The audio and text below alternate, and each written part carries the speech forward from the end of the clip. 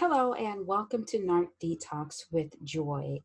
Thank you so much for continuing to join me on this journey of emancipation from shame to showstopper, from confusion to clarity. Look, all of these things are possible, and that is exactly why I'm here so that I can help you as we go along in this journey. So, for today, I wanted to talk to you about why you may find that your ex narcissist is obsessed with you. Why they can't seem to stop talking about you. And every time they open their mouths to talk about you, though, it's always something negative. What you have to understand is that narcissists cannot validate themselves. Again, I say this often, they are shame based individuals. And so when you go no contact, when you flip the role and then you take that control and that power, guess what? They absolutely hate it because it makes them feel like they are being invalidated. Now, it doesn't even matter whether they have moved on, because more than likely they have. It doesn't matter whether they have the love of their lives and whether they have good supply.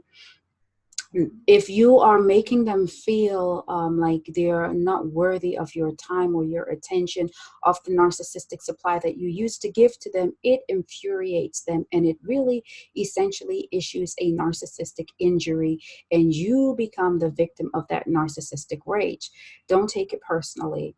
This is not the time for you to try to, reach out or break your no contact, because, the flying monkeys or the narcissists themselves find ways to come back at you to let you know that they think that you are nothing, or they try to bait you into some type of argument, whether they are, they find a way to contact you, whether it's through a third party or whether they email you, text you, whatever, however they choose to do it. Like, that's their prerogative. It's your prerogative also not to respond, because we're not going to engage in that.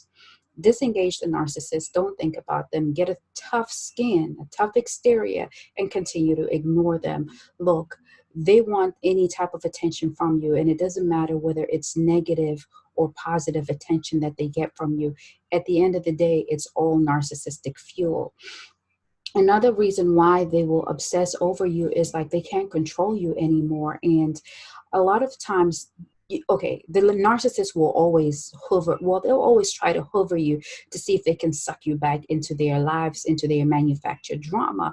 But when they come back and they check on you, because they do look at you, they do watch your social media, they do, for some people, they do drive-bys, they just do different things, however they stalk, just to keep tabs on you.